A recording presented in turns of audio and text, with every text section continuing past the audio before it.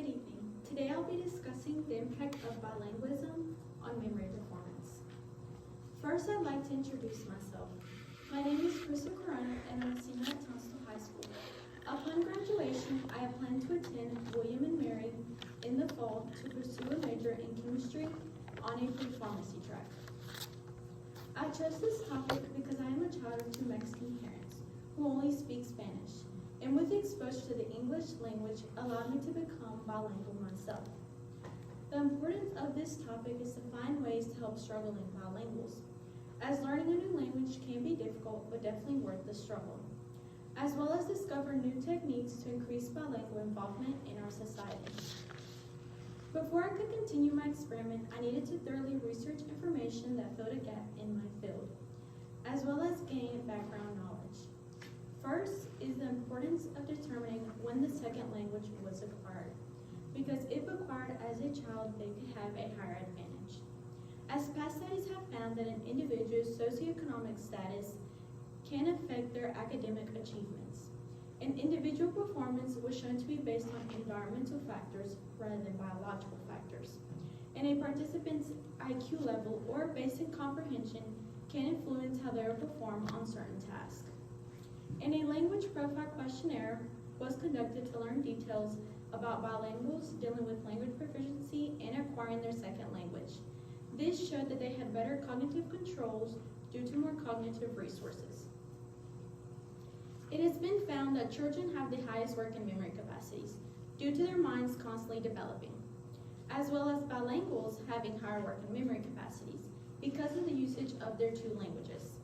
It has also been seen that there is greater proficiency in their second language, and that bilinguals shift their attention more efficiently than monolinguals, as well as use their contextual cues more effectively, and that long-term bilinguals are likely to orientate more easily on demanding tasks. They have found that language switching can provide a benefit in the inhibition of information, as well as influencing bilingual cognition, and then information from one language does not exactly transfer the same to another language. The level of exposure to their second language affects their linguistic development. Bilinguals' two languages are both constantly active. They must choose one to inhibit. And lastly, executive function is affected by proficiency in daily usage. Therefore, research is needed to see how the role of working memory and the long-term effect of bilingualism has on performance in young adults, because many studies have conducted experiments on bilinguals, but there's no clear answer yet due to mixed results, as well as past studies have investigated children or older adults rather than focusing on teenagers. Hence, we need clarification on whether being a young, long-term bilingual serves as an advantage. Thus, this leads me to my research question, which states, how does bilingualism affect memory performance in young adults? Next, on to my null hypothesis, which states, if bilinguals are given a memory test, then there will be no difference on scores compared to monolinguals. While the alternative hypothesis states, if bilinguals are given a memory test, they will perform greater than monolinguals.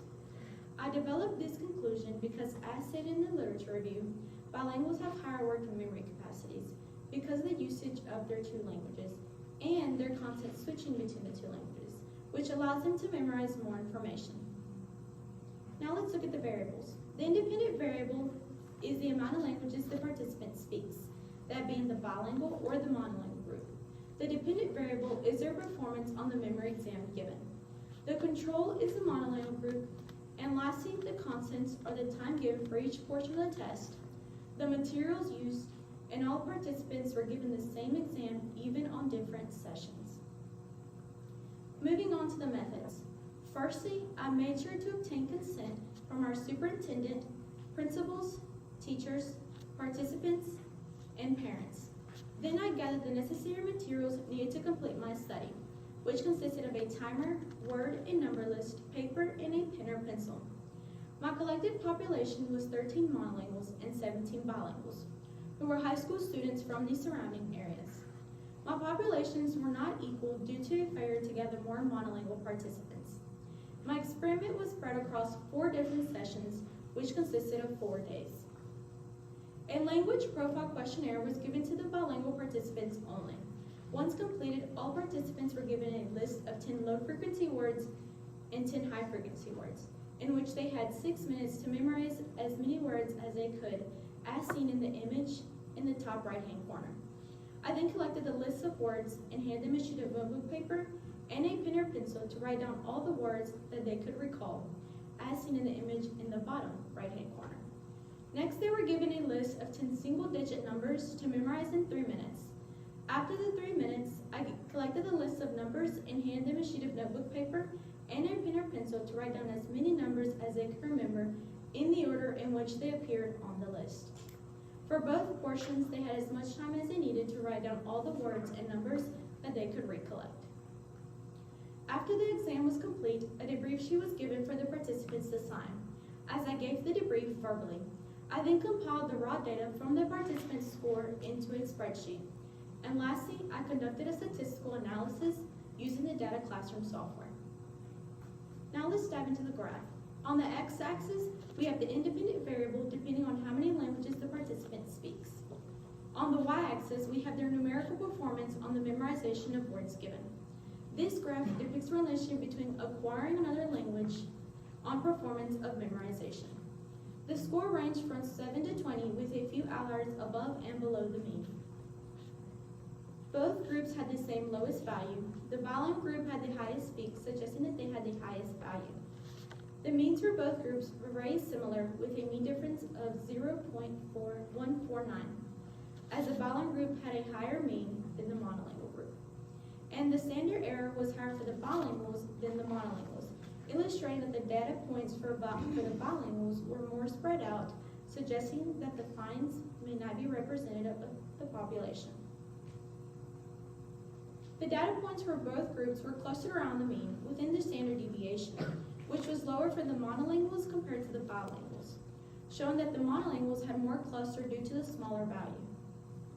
It is seen that the error bars are overlapping, indicating that there is no difference in the two groups.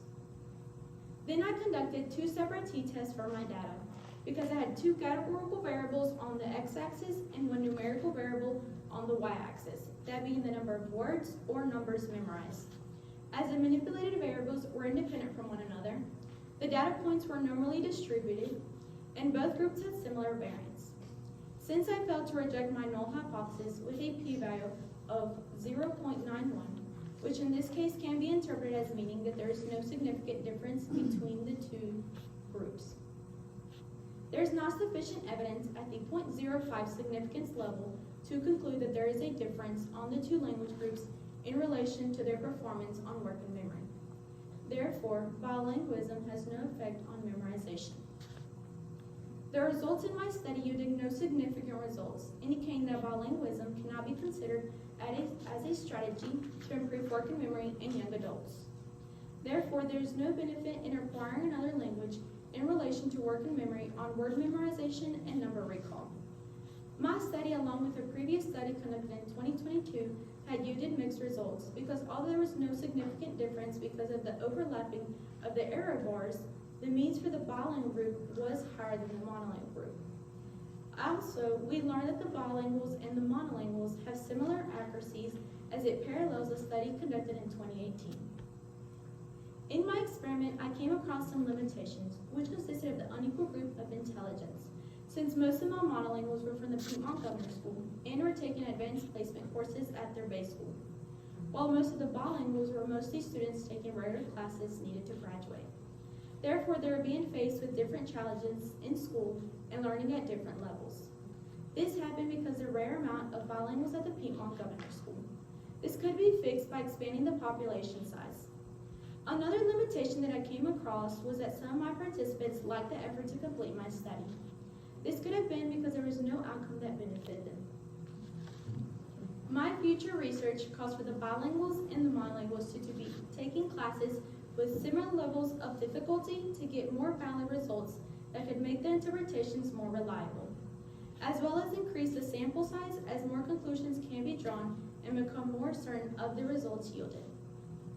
A major takeaway that I learned from my experiment was patience and persistence. Through the whole process, I needed to maintain patience toward my participants and the research process, as it is a learning journey. It also taught me persistence by sticking through the hard times and keep pushing, because in the end, it is all worth it. Before I conclude my presentation, I would like to give a special thank you to my administrators, such as my principals and superintendents, for their approval. Ms. Long, my writing advisor and instructor through the whole process, and lastly, my participants, who without their willingness to participate, this would not have occurred. That finalizes my presentation. At this moment, are there any questions? I'll start. You alluded to the fact that your sample of the monolinguals were participants in the governor's school. Right. So by default, you've got a very accomplished young people that you're pulling from that monolingual group. Right. Is it possible that your results would have been more stratified and you'd have seen greater results if you'd have gone younger? In other words, elementary school children, would you have gotten, do you think, different results at that level? Yes, I think so, just because at younger ages, they're mostly all taking the same classes. My question is, this may have been related to something you mentioned at the beginning, but what made you want to connect bilingualism to memory in the first place? Like, what put those two ideas together for you? Because usually bilinguals are managing 2 languages, so I would assume they would be able to memorize more. Whenever you were conducting your experiment, which was harder for the participants to conduct, the number recall or the memory test? And why do you think that particular one was harder for them? I think the number recall, because the word recall, because the number recall I didn't include because all the values were the same for both groups. And I guess because maybe the word one it was 20 words, and for the numbers, it was 10 numbers, and they were all single digits, so I'm guessing it was going to be easier. My question is, I kind of have 2 questions. So for the bilinguals, was it just one language that they spoke English and Spanish, or were there other languages involved there as well? Yes, it was English and Spanish, and then also other languages, but they only spoke the most 2. Most 2, okay, very good. And then my other question would be, do you think that if the memory, or the word memory, I should say the number, word memory was in their other language, just out of curiosity, do you think their memory might have been better if it was in the other language? Probably. Fair enough. Well, you address, which was one of mine, the grade level, but do you think from a socioeconomic